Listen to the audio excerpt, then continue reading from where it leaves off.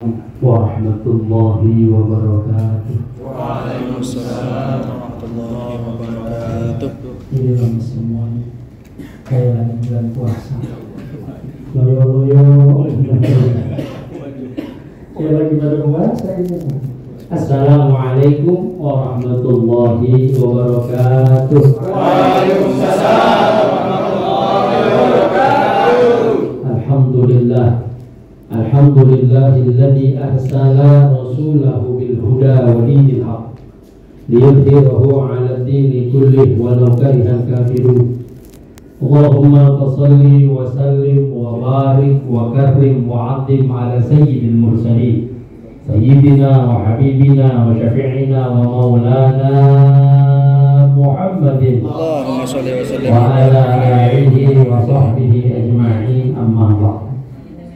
Subhanaka la ilma lana illa ma 'allamtana innaka antal alimul hakim. Wa rabbi ishrah li sadri wa yassir li amri wahlul 'uqdatam min lisani yafqahu qawli. Ma'asyiral muslimin wal muslimat, bapak-bapak, ibu-ibu yang insyaallah kita seluruhnya selalu mendapat kucuran rahmat dan kebaikan dari Allah Subhanahu wa taala. Dewan pimpinan, dewan direksi dari kantor Sifitin Syariah yang ada di tengah-tengah kita sekarang ini, Bapak sebagai doain selalu diberikan kebaikan, keberkahan, kesehatan dari Allah Subhanahu wa taala. Seluruh karyawan, bapak-bapak, ibu-ibu dan seluruh yang hadir pada acara pada sore hari ini, semoga kita selalu diberikan keberkahan dari Allah Subhanahu wa taala. Kita bersyukur atas limpahan nikmat dari Allah, yang mana pada sore hari ini kita duduk sama-sama dalam satu tempat dalam niatan acara yang baik. Insya Allah kumpulnya bersama orang-orang baik. Semoga kita ini dijadikan orang yang baik dan diberikan rezeki yang baik, keluarga yang baik, apabila kita diambil dalam keadaan baik atau husnul khatimah. Salawat dan salam keharibaan baginda Nabi besar Muhammad sallallahu alaihi wasallam. Kita berselawat kepada Nabi di tempat ini, kita berselawat kepada Rasul, kita minta syafaatnya Rasul, kita izin dan kita mohon kepada Allah agar dengan berselawat kepada Nabi kita mendapatkan syafaatnya Nabi, syafaat dunia dan syafaat akhir. Jadi syafaat Nabi ini bukan kelak, kelamaan kalau kelak. Sekarang di dunia mendapat syafaat Nabi dengan kemudahan hidup, kelak di akhirat mendapat syafaat Nabi dengan ampunan dosa dari Allah Subhanahu wa taala. Nabi Adam alaihissalam manusia pertama yang Allah ciptakan. Ketika Nabi Adam bersedih, ketika Nabi Adam menunggu betapa lamanya dipisahkan dari istrinya setelah merasa bermaksiat pada Allah, lantas Nabi Adam angkat tangan dan berdoa pada Allah, Allahumma inni as'aluka bijahi Muhammad. Ya Allah, saya minta kepadamu dengan kemuliaan Nabi Muhammad, dengan kemuliaan Muhammad, ampuni dosa-dosa saya. Kira-kira ketika Nabi Adam berdoa, Nabi Muhammad sudah ada belum? Jasadnya belum ada. Tapi cahaya Rasulullah pertama diciptakan oleh Allah sebelum Allah ciptakan yang lain. Nabi Muhammad jasadnya belum ada. Kenapa Nabi Adam minta ampunan? Sedih berkepanjangan, minta supaya diselesaikan ini masalah yang berkepanjangan, dibiarkan jauh dari pengampunan. Dia minta, ya Allah, ampunin dosa saya dengan kemuliaan Muhammad sallallahu alaihi wasallam. Minta diampuni dengan kemuliaan Nabi. Lantas Allah berfirman dan bertanya kepada Nabi Adam, ya Adam, kaifa arafta Muhammadan walam akhluk? Adam, kalau bahasa kita ini, kita terjemahin pakai bahasa kita. Bagaimana kamu tahu Muhammad? Aku belum ciptakan jasadnya itu Muhammad. Jadi kalau kita minta syafaat, syafaat dari sekarang seperti Nabi Adam. Bahkan Nabi Adam jasadnya belum ada. Kalau kita jasadnya sudah ambil, ruhnya sudah dipisahkan, kita minta syafaatnya. Nabi Adam jasadnya belum diciptakan. Kaifa arafta Muhammad, dan bagaimana kamu tahu Muhammad? Aku belum ciptakan itu jasadnya Muhammad. Kata Nabi Adam, ya Rabb, lama khalaqtani bi quwwati, ketika kau ciptakan aku dengan kekuatanmu wahai Allah. Ketika kau tiupkan ruh ke dalam jasadku, kemudian aku hadir dan aku hidup di surgamu, aku angkat kepalaku. Ketika di surga, aku angkat kepalaku. Rafa'tu ra'si, aku angkat kepalaku ila qawaimil arsy. Itu di dinding-dinding surga dilihat sama Nabi Adam, semuanya tulisannya kalimat La ilaha illallah Muhammadun Rasulullah. Kalimat di surga tulisannya La ilaha illallah Muhammadun Rasulullah. Alim tuh, kata Nabi Adam, aku yakin kamu tidak akan nyambung namamu dengan nama seorang makhluk kecuali makhluk itu kau cintai. La ilaha illallah Muhammadun Rasulullah. Kata Nabi Adam dengan demikian. Allah berfirman, asabta ya Adam, kamu benar.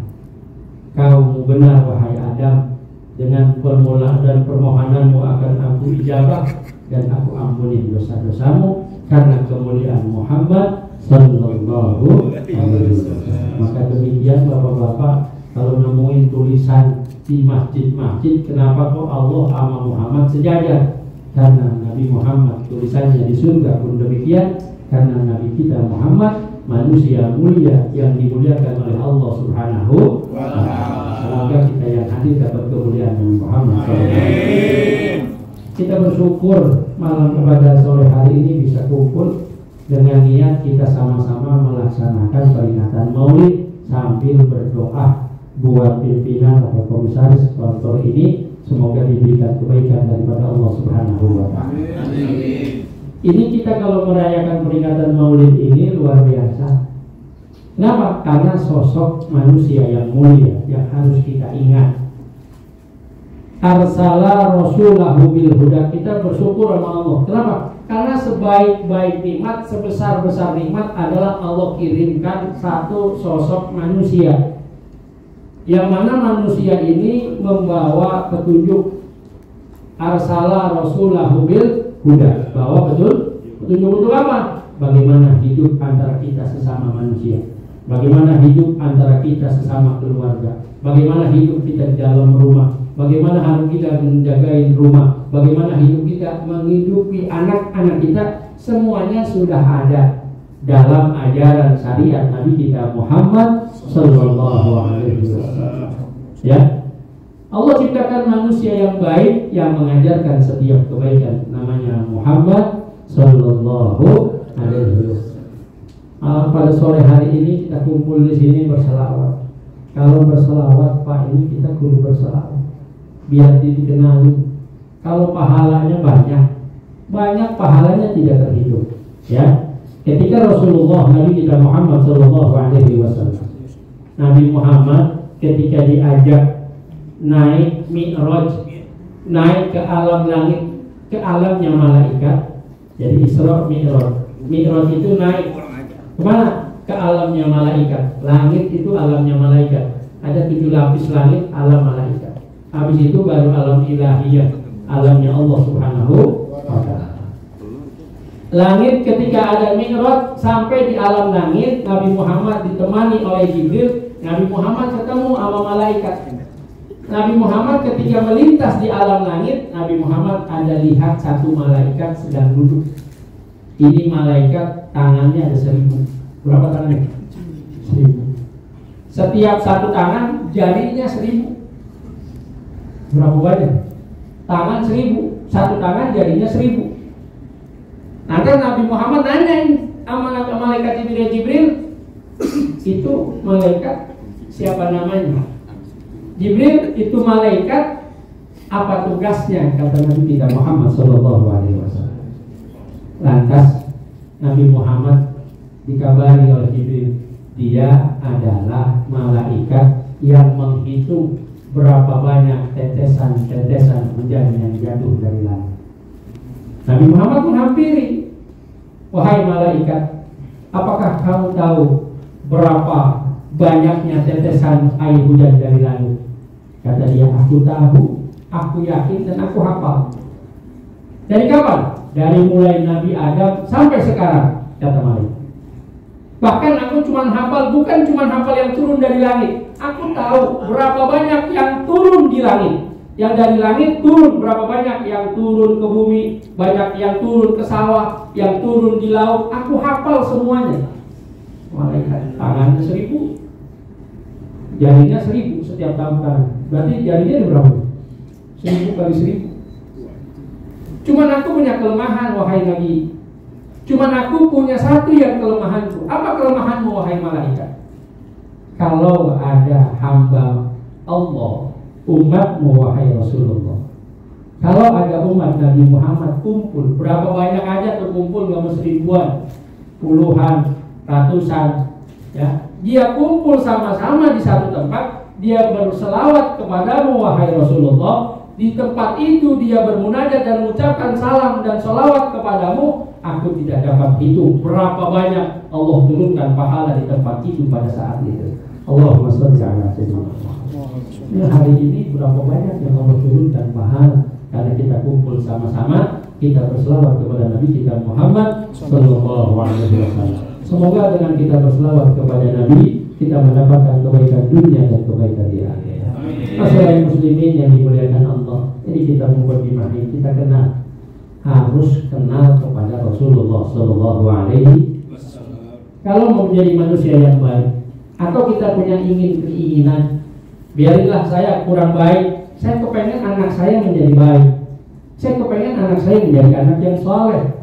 Ternyata rahasia daripada rahasia seseorang anaknya jadi baik, bapaknya, ibunya rajin ibadah. Bahkan bapaknya, Al-Imam Muhammad bin Muhammad Al-Hamid Al-Ghazali, Imam Ghazali itu punya bapak. Kalau ada pengajian, majelis maulid, apapun itu, masih sering hadir. Ketika dia hadir di tempat itu, dia berdoa, ya Allah, biar saya tidak alim, biar saya tidak baik, tapi saya minta kepadamu agar Engkau jadikan anak saya menjadi anak yang baik. Tidak cukup di situ, seseorang datang kepada Imam Haddad Al-Habib Abdullah bin Alawi bin Muhammad Al-Haddad, Qutbil Irsyad wal Bilad. Nanya sama Imam Haddad, ya Imam, saya kepengen punya anak saya jadi anak baik, akhlaknya menjadi akhlak yang baik. Kata Imam Haddad, mudah, gampang. Kalau kamu kepengen anakmu menjadi anak yang baik, ikutin jalannya Rasulullah sallallahu alaihi wasallam. Ikutin ajarannya Nabi Muhammad sallallahu alaihi wasallam. Bahkan bukan cuma kamu, dengan cuma anakmu, kamu pun harus mengikuti syarat dan jalannya syariat Nabi kita Muhammad sallallahu alaihi wasallam. Apa? Rasulullah sallallahu alaihi wasallam bersabda, ya, adibu auladakum ala salasati khisal. Nabi Muhammad menyatakan, kata Imam Haddad dalam hadisnya Rasul, ajarkan, didiklah anakmu, ataulah didiklah dirimu atas 3 perkara. Yang pertama, hubbin nabiyyikum, cinta kepada Nabi. Bahasanya apa? Bahasa cinta. Bukan bahasa cuma kenal, bukan.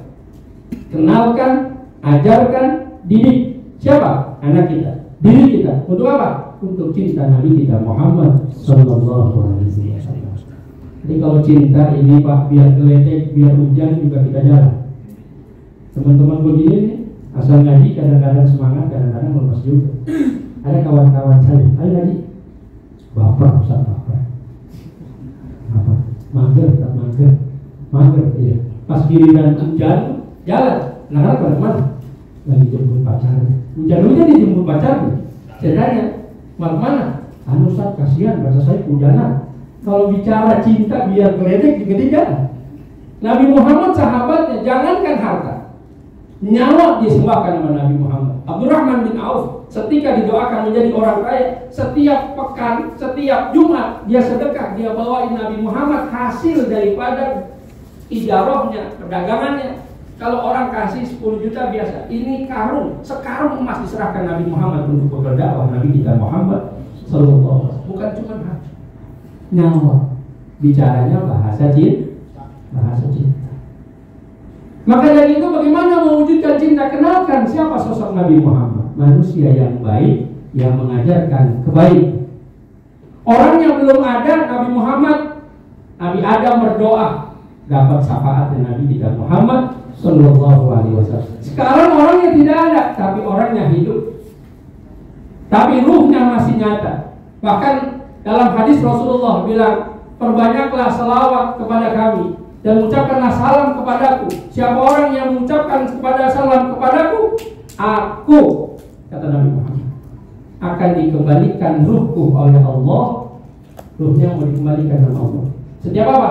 Setiap ada yang mengucapkan salam, ruh Nabi Muhammad dikembalikan. Untuk apa? Hatta arudda alaihi salam, sampai aku jawab salamnya orang yang mengucapkan salam kepada Allahumma sholli ala Hanya Nabi Muhammad hidup terus, karena 24 jam semuanya orang ada yang mengucapkan salam sama Nabi kita Muhammad. Kita sholat, dalam sholat ada assalamualaikum ayuhan nabiyyu. Itu sholatnya tuh di dunia semuanya nyambung. Kalau sekarang kita asar tadi jam 3, ya, ini di Mekah belum asar. Seluruh pelosok negeri, seluruh pelosok dunia ini lagi pada sholat. Semuanya mengucapkan salam. Nabi Muhammad tidak pernah ruhnya habis, selalu dihidupkan oleh Allah Subhanahu wa Ta'ala, membawa kebaikan. Manusia yang baik membawa kebaikan. Satu, ada di Jawa Timur, ada ibu-ibu anaknya 17. Bapak-bapak ada yang punya 17, ada yang anaknya 17. Ibu-ibu ada yang anaknya 17. Nah, belum. Insya Allah saya doain bapak anaknya 17. Anaknya berapa sekarang? Belum. Ya. Ini ibu anaknya 17. Tapi iri, tetangganya iri, orang-orang pada iri. Kenapa? 17-17-nya anaknya soleh, anaknya baik, anaknya taat, anaknya berakhlak. Akhirnya ditanya, ibu amalannya apa? Ibadahnya bagaimana? Kasih tahu kami bagaimana kami bisa mendidik anak-anak kami. Kata ibunya, saya tidak pernah ibadah yang berat. Cuma ketika saya berdoa, saya angkat tangan saya dan saya bilang, ya Allah, jadikanlah anak saya akhlaknya seperti akhlaknya Nabi Muhammad SAW. Jadikanlah rezekinya berkahnya seperti berkahnya Nabi Muhammad. Jadikanlah kehidupannya lebih baik seperti kehidupan Nabi Muhammad. Jadi setiap dia mendoakan anaknya disangkut pautkan dengan Nabi kita Muhammad sallallahu alaihi wasallam. Ini Nabi Muhammad, orang yang baik. Ketika disebutkan namanya membawa kebaikan kepada orang-orang yang menyebutkan namanya. Semoga kita mendapatkan kebaikan dari Allah Subhanahu wa Ta'ala. Tidak cukup dengan manusia, bahkan makhluk lain pun secara manusia, binatang pun ini ada dapat ilham biar supaya bagus nyebutin kalimat Nabi kita Muhammad sallallahu alaihi wasallam. Ada ceritanya, riwayatnya ada lembah. Nabi Muhammad sedang duduk di kebun kurma sama Sayyidina Ali. Nah, ketika sedang duduk di kebun kurma sama Sayyidina Ali, dihampiri oleh lebah. Nah, ketika dihampiri oleh lebah itu mengucapkan salam kepada Nabi Muhammad.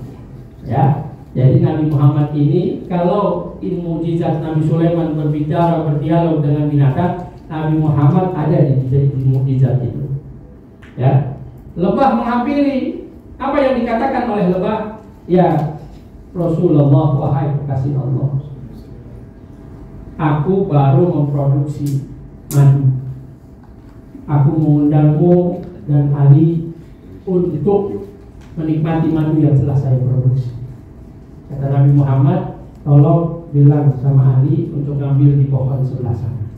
Akhirnya Nabi bilang sama Sayyidina Ali, ambil madu yang ada di sebelah sana. Kemudian ketika berangkat Sayyidina Ali, Nabi Muhammad tanya sama lebah, wahai lebah, aku mau bertanya, yang kamu hidup ini kamu makan dari sesuatu yang bukan manis. Makanan lebah apa?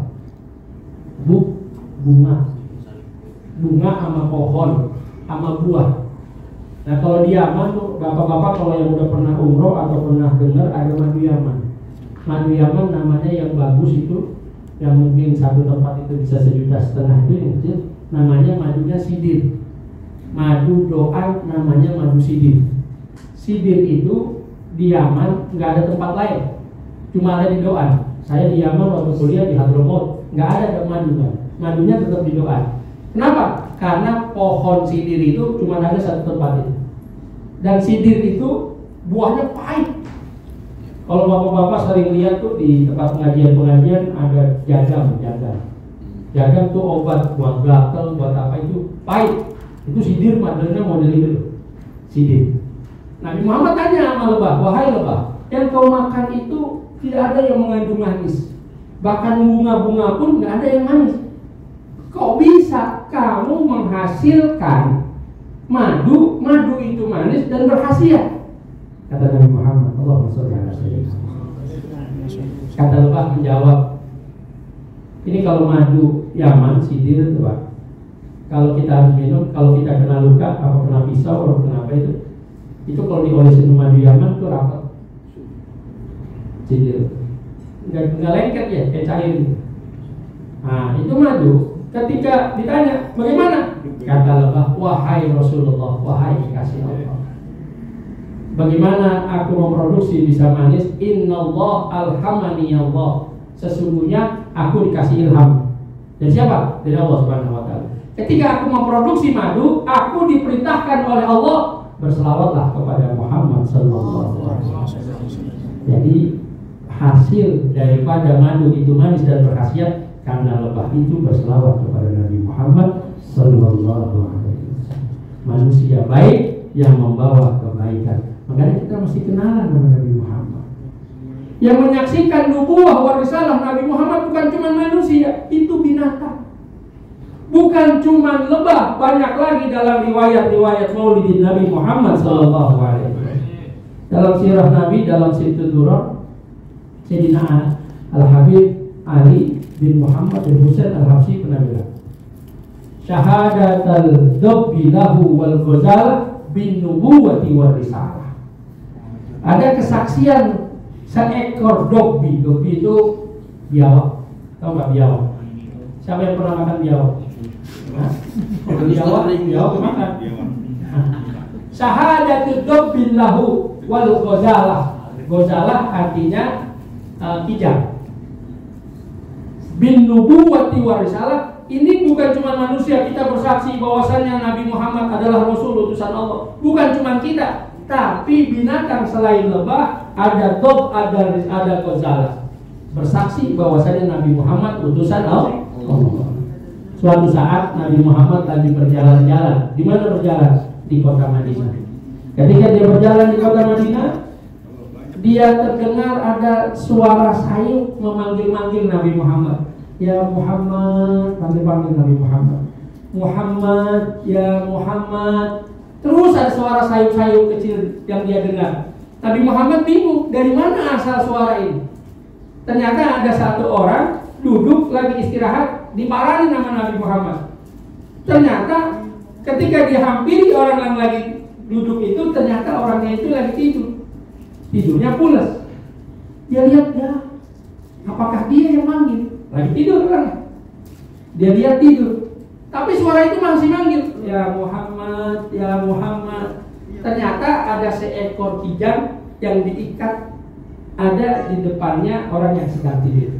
Habis itu kijangnya dihampiri sama Nabi Muhammad. Apakah kau yang memanggil aku, wahai Ghazal? Wahai engkau kijang, apakah engkau yang yunadi memanggil aku? Kata kijang itu, iya, aku yang memanggilmu wahai Rasulullah. Didekatkan telinganya ke mulutnya seekor kijang. Kemudian ditanya, ada apa? Katanya, ya Muhammad, aku baru melahirkan anak. Kijang ini baru melahirkan. Anakku ada di atas gunung. Aku mau nyari makan buat anakku, turun gunung, ternyata aku ditangkap sama orang ini. Aku minta tolong lepaskan aku mau nyusuin dulu. Kata Nabi Muhammad, kamu balik lagi. Saya balik lagi. Kata Nabi Muhammad, benar kamu balik lagi? Benar. Apa jaminanmu? Kalau kamu balik lagi, Bagaimana kalau nanti pemilikmu ini bangun? Kata dia, aku akan menjadikan kamu sebagai jaminannya. Nabi Muhammad yakin kalau dia balik lagi, maka dilepaslah saja. Nggak lama ini yang punya kijang bangun, yang habis berburu kijang bangun. Kaget ada Rasulullah begitu. Habisnya kaget ada Rasulullah, juga kaget dia. Kijang saya kemana? Dia lihat kijangnya nggak ada. Kata Rasulullah, mohon maaf, tadi kijangnya saya lepasin. Oh iya, apakah kamu yakin dia akan kembali, wahai Rasulullah? Saya jadi jaminannya. Kalau dia nggak kembali, aku akan carikan kijang yang seperti ini. Nggak lama dia balik lagi. Kijangnya balik lagi. Cuma nyusuin doang di atas gunung, dia balik lagi. Apa kata dia? Asyhadu an la ilaha illallah wa annaka Muhammadun Rasulullah sallallahu alaihi wasallam. Kata kijang, aku bersaksi bahwasanya engkau adalah utusan Allah. Jadi yang bersaksi kepada Allah bahwasanya Nabi Muhammad utusan Allah bukan cuma manusia. Manusia punya akal, tapi yang punya rasa, yang punya hati, seperti Ghazal juga bersaksi atas kerasulan Nabi kita Muhammad sallallahu alaihi wasallam. Masyaallah muslimin dan muslimat yang dimuliakan Allah, ini orang baik, Pak. Makanya kita hadir di sini buat mendengarin bagaimana kita untuk menjadi orang baik. Nih Pak, meneladani akhlak Rasulullah sebagai bekal pribadi yang unggul. Kalau mau ikut Rasulullah, bagaimana caranya? Ada kitab-kitab sekarang udah banyak terjemahan sama ilmu Rasul. Bagaimana kita baca akhlaknya Rasul? Rasulullah ini orangnya baik. Kalau baik nggak milih-milih. Ama bangsawan baik, ama orang biasa baik, ama budak pun dia baik. Kalau nolongin orang nggak milih-milih. Makanya kita ini kepengen jadi kayak Rasulullah. Kepengen akhlak kita meneladani, bukan cuma kata-kata. Kalau mau meneladani Rasul, cari bagaimana sih emang Rasulullah. Kalau mau seperti Rasulullah, cari bagaimana hari-harinya Rasulullah. Sekarang udah banyak, handphone bisa ketemu, googling aja Rasulullah, dari sifatnya Rasul. Udah banyak. Rasulullah Shallallahu Alaihi Wasallam suatu saat mau belanja ke pasar. Jadi Rasul ke pasar, memenuhi kehidupan sehari-harinya. Rasulullah cari sendiri, belanja sendiri ke pasar. Yang sunnah bil aswaq, belanja sendiri ke pasar. Suatu saat Rasulullah ke pasar, ada seorang budak lagi bingung, lagi duduk, lagi sedih. Ditanya, Rasulullah nggak kenal itu budak. Rasulullah nggak pernah lihat itu budak. Tapi kalau ngeliat orang sedih, Rasulullah ikutan sedih, diparanin, dihampiri. Ada apa kamu sedih? Kata budak ini, saya bingung. Saya tadi dikasih uang sama pemilik saya untuk belanja. Sampai sini uangnya hilang 4 dinar. Hilangnya hilang. Saya bingung, saya mau belanja apa dan harus kembali, bagaimana uangnya hilang? Pasti saya bakal disiksa oleh Tuhan saya. Nabi Muhammad habis dengar demikian, ambil rogoh kantongnya. Dia lihat ada di kantongnya duit sebanyak 4 dinar. Kira-kira saya tanya bapak-bapak, kalau ada orang minta tolong 100.000, bapak-bapak di kantongnya duit cuma 100.000, bapak kasih apa kagak? Pikir dulu, apalagi suruh belanja sama bininya. Pulang diomelin sama bininya, nggak belanja. Ini 100.000, kira-kira kalau kita mau kasih, kasihan sama orang ini, kita kasih semuanya apa kita kasih setengahnya? Kadang-kadang juga susah dulu kan. Paling bapak-bapak ngasih duit, ini gua kasih ongkos aja, lu naik gojek pulang dulu dah. Ya, kalau dia Nabi Muhammad, ini akhlak Rasul. Diambil 4 dinar, dikasih semuanya orang. Sekarang kamu belanja. Nabi Muhammad nggak jadi belanja, tapi keliling-keliling di pasar, ngeliatin orang. Sampai keliling-keliling di pasar ngeliatin orang, Nabi Muhammad nggak jadi belanja lah. Habis selesai dia keliling-keliling, ngeliat itu budak, duduk lagi, sedih lagi. Nah, kata Nabi Muhammad, ini duit udah diambil, kamu masih sedih. Ditanya lagi, kamu kenapa? Kenapa masih sedih? Saya bingung, karena saya tadi lama mikir, lama bergerak, lama saya nyari uang. Saya terlambat pulang. Kalau saya terlambat pulang, nanti saya disiksa sama Tuhan saya.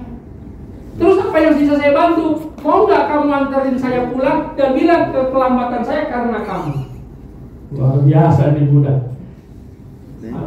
Nabi Muhammad di-prank. Duitnya diambil, orangnya suruh nganterin pulang. Habis ini kata Nabi Muhammad begini, baik, saya akan anterin pulang. dianterin pulang, ditemuin bim aku yang pemiliknya. Dia terlambat gara-gara saya. Akhlaknya Nabi Muhammad SAW. Masyarakat muslimin yang dimuliakan Allah.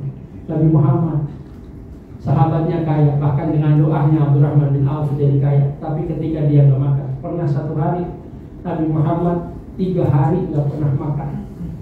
Nabi 3 hari nggak pernah makan. Ya, ketika sholat dia ruku, perutnya bunyi, kerotak. Bukan bunyi cacingnya, bukan, perutnya bunyi. Dia takbir, bunyi lagi. Dia sujud, bunyi lagi. Setelah salam. Ketika dia salam, Nabi Muhammad dipeluki nama sahabatnya. Kenapa? Apakah kamu sakit? Aku dengar suara dari perutmu ya Rasulullah. Nabi Muhammad tersenyum. Dibuka jalabianya, dibuka gamisnya, dibuka jubahnya, dibuka bajunya. Terlihat di dalam perutnya ada bahan putih yang isinya batu kerikil. Buat apa? Nahan laparnya Nabi Muhammad SAW. Kata Sayyidina Umar, wallahi, demi Allah saya ngeri kalau kamu sampai lapar dan seluruh kami mendapatkan kenikmatan. Apakah Nabi Muhammad yasku? Apakah Nabi Muhammad berhenti mengeluh? Apakah Nabi Muhammad dengan gampangnya, wahai jamaah, wahai kita makan, mana keluarin uang-uang kalian? Enggak. Ya kalau ada kiai, kalau ada ulama, dikit-dikit kalau jamaahnya bayar. Kagak malu sama Rasulullah SAW. Hanya bagaimana kita menghidupkan diri kita hanya dengan Allah Subhanahu wa Ta'ala. Ini Nabi Muhammad. Kita harus kenalin Nabi Muhammad. Kita harus tahu bagaimana sosok Nabi Muhammad, manusia baik yang kebaikannya membawa kebaikan orang lain. Manusia jujur yang dia selalu ajarkan kejujuran kepada orang lain. Manusia yang adil yang diajarkan keadilan pada orang lain. Masyarakat muslimin yang dimuliakan Allah. Di akhir kita kenalkan Nabi Muhammad. Kenapa? Karena harus cinta. Kenapa? Karena hidupnya Nabi Muhammad cinta kepada umatnya. Ketika sakratul maut cinta sama umatnya. Ketika udah diambil, ketika dibangunkan di alam akhirat, ketika pertama dibangunkan yang dicari mana umatku. Mau mati dicari umatnya. Bangun dari dibangunkan di alam akhirat dicari umatnya. Bagaimana gak cinta yang Nabi Muhammad? Sebelum meninggal dunia Nabi Muhammad menderita sakit dari hari Rabu terakhir di bulan Safar, kira-kira 2 minggu Nabi Muhammad sakit sampai 12 Rabiul Awal. Nabi Muhammad sakit.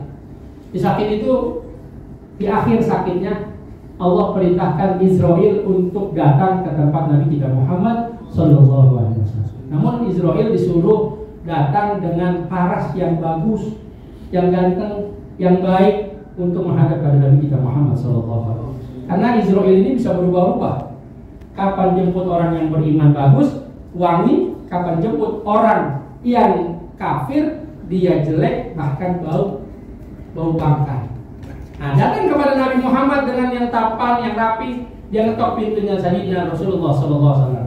Assalamualaikum ya baitun nubuwah. Dia ketok pintunya, wahai rumah Nabi. Assalamualaikum. Gak dibukain karena nabinya Rasul sakit. Dibuka, assalamualaikum ya baitun nubuwah. Yang dengar Fatimah Zahra keluar. Waalaikumsalam. Dia lihat ini siapa? Soalnya gak pernah dia lihat. Sahabatnya bukan saya seperti ini. Ini orang mana datang?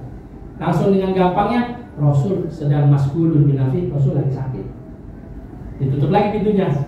Nggak lama disambung lagi. Assalamualaikum ya baitun nubuwah. Dia buka lagi, dan dia lagi mas. Rasul lagi sakit. Ditutup lagi pintunya Fatimah. Yang ketiga, dia bilang assalamualaikum ya baitun nubuwah. Sebelum dia buka, Fatimah dipanggil sama Rasulullah SAW. Ya Fatimah, Ka'ali, suruh kesini Fatimah. Siapa dia di depan pintu siapa? Kata Fatimah, saya nggak kenal. Orang nggak pernah kelihatan selama ini. Kamu tahu nggak yang di depan pintu itu siapa? Siapa ya? Nanya bapaknya, itu siapa yang depan pintu? Yang depan pintu nggak bilang itu Israel. Yang depan pintu adalah qati'ul ladzat, orang makhluk yang memutuskan segala kenikmatan, yang memisahkan antara orang yang dicintai dengan orang yang dia cintai. Nangis Fatimah. Wah, kata Fatimah, Israel pasti. Kalau udah memutus kenikmatan, Israel pasti. Fatimah nangis, sedih. Kemudian dibukain pintu, silahkan masuk. Dia masuk, dia duduk di sampingnya Rasulullah SAW. Dia duduk di sebelah kirinya Rasulullah. Ketika duduk sebelah kirinya, ditanya, "Ajita qabilan am zahiran?" Israel, kamu datang ke sini mau ngapain? Mau ziarah apa mau ngambil ruh saya? Kata Israel, kuntu zahiran. Pertama, saya datang disuruh ziarah oleh Allah Subhanahu wa taala. Yang kedua, saya mau ngambil ruhmu. In azinka, ada kalimat in azinka. Itu juga kalau kau izinkan. Kalau enggak, saya pulang lagi. Kalau kita nggak pakai izin, ya. Kalau kita nggak pakai izin, diambil terus. Kalau Rasulullah pakai izin. Baik, sebelum saya izinkan kau ambil ruh saya, Jibril mana Jibril? Enggak lama Jibril hadir di sebelah kanan ya Rasulullah. Ditanya Jibril, "Wainak inka ya Jibril?" Dari mana aja kamu Jibril? Dari kecil saya lahir, saya besar, saya menjelang besar, kamu belah dada saya, kamu cuci, kamu antarkan saya Isra wal Mi'raj, semuanya kamu temenin dalam hidup saya, kamu berikan saya wahyu dari Allah. Ketika Israel sudah datang, kamu dari mana? Apakah kamu tidak sayang dan tidak cinta lagi kepada saya, wahai Jibril? Jibrilnya sedih, nangis. Bukan demikian ya Rasulullah, aku tidak tahan kalau lihat kamu dalam sakaratul maut. Wa inna lil mauti la sakarat. Sesungguhnya kalau orang meninggal itu ada sakaratnya. Sakaratnya itu dahsyat. Sakitnya itu seperti orang dipukulin dengan pedang 100 kali pukulan. Yang paling gampang kata Sayyidina Ali menggambarkan orang yang sakit meninggal dunia itu dilepasnya ruh dari jasad seperti orang membuka baju, kancingnya nggak dicopot, ditarik aja gitu. Dan Pak, kalau mau nyobain sakaratul maut, kalau pulang ketemu bini itu suruh buka baju, nggak usah dicabut lagi jadi kancingnya, suruh tarik aja begitu. Bagaimana katanya Rasulullah? Oh baik. Kalau demikian baik. Sekarang saya mau tanya, mal maqami indallah. Sekarang kedudukan saya di hadapan Allah bagaimana Jibril? Sekarang kalau kau izinkan Israil mengambil ruhmu, memisahkan ruh dari jasadmu ya Rasulullah, malaikat dan bidadari sudah berbaris. Ya sufuna sufukahu, sudah baris dari bumi sampai ke langit, menunggu ruhmu menghadap pada Allah Subhanahu wa taala. Senang Rasulullah ya. Nanya lagi, "Kaifa ummati?" Bagaimana umatku ya Jibril? Yang ditanya bukan Fatimah, yang bertanya bukan cucunya Hasan wal Husain, yang ditanya bukan dirinya, bukan anaknya, bukan bininya, bukan cucunya. Yang ditanya, "Kaifa ummati?" Bagaimana umatku? Allahumma shalli ala Rasulillah. Yang ditanya bapak-bapak yang sekarang bersahadat, yang bersaksi bahwa Nabi Muhammad bersama Allah. Yang dipikirkan itu kita. Bagaimana kita tidak mengucapkan kita cinta kepada Nabi? Bagaimana kita berkorban untuk perjalanan Nabi Muhammad? Bagaimana kita tidak berkorban untuk syariat Nabi Muhammad? Bagaimana kita nggak mau ikut meneladani akhlaknya Nabi Muhammad? Mau mati masih nanyain umatnya bagaimana? Katanya Nabi Jibril kepada Nabi Muhammad, "Ya Muhammad, ya Rasulullah, wahai kekasih Allah, Wallahi yang mana Allah ciptakan engkau dengan kekuatannya, tidak ada nabi-nabi yang masuk surga dan umatnya sebelum kamu dan umatmu yang masuk surga dulu." Jadi kita dijamin masuk surga bersama Rasulullah SAW. Dijamin sama Allah bahwasanya kita yang terdahulu mengikuti Rasulullah SAW. Kalau demikian silahkan Israil, kau ambil ruhku, aku silahkan. Nabi Muhammad diambil ruhnya dan dipisahkan dengan Israil. Sedikit demi sedikit keluar, ternyata sakit. Ternyata betul ada yang namanya kematian, ada sakarat. Inna lil mauti la sakarat. Bukan cuma orang biasa, Nabi pun merasakan demikian. Mungkin dibukakan keindahan-keindahan dalam surga, tapi pun rasa itu masih dirasakan. Ketika Rasulullah mengucapkan silahkan dicabut, ketika sedikit demi sedikit dirasakan rasa sakit itu menaik. Rasulullah tidak sanggup menahan rasa sakit, dia angkat tangan. Allah, digenggam tangan sakit-sakitnya. Allahu Akbar. Ini digenggam tangannya dengan rasa sakitnya. Rasulullah dipeluk sama Fatimah Az-Zahra sambil menangis. Fatimah Az-Zahra saking sakit, kata Rasul, jangan nangis, ini sakit yang terakhir dalam kehidupan ini. Dalam kehidupan yang akan datang gak ada rasa sakit ini. Tanya Israil, apakah semuanya umatku akan merasakan ini? Ya Israil, iya. Karena semuanya orang yang mati, maka dia akan merasakan sakaratul maut. Kalau demikian, kalau memang nanti umatku merasakan ini, saya minta sama Allah biar rasa sakit 100%, 99% buat umatku, saya tanggung. Biar umatku nanti merasakan sakratul maut hanya 1%. Allahumma sholli ala Allahumma sholli ala 1%, Pak, Allah pikirin. Dia minta sama Allah 1% aja boleh umatku dalam tanggung rasa itu, tapi yang 99% aku tanggung. Saking sayangnya, cintanya sama umatnya. Bagaimana kita gak cinta sama Nabi Muhammad? Saya sering ceritakan ini. Ya Allah, malu rasanya kita. Malu, kenapa? Kalau Nabi Muhammad membantu umat-umatnya yang lain, kita bilang cinta sama Nabi Muhammad, kita bilang cinta sama Nabi Muhammad, ada tetangga yang susah kita tidak bantu. Kita bilang cinta sama Nabi Muhammad, banyak anak yatim yang tidak makan, kita tidak bantu. Kita bilang cinta sama Nabi Muhammad, tapi Quran sedikit pun tidak pernah tersentuh oleh tangan kita. Quran sedikit pun tidak pernah keluar dari mulut kita. Mana cintanya sama Nabi Muhammad? Semoga kita diberikan cinta sama Nabi Muhammad. Amin. Assalamualaikum warahmatullahi wabarakatuh. Waalaikumsalam.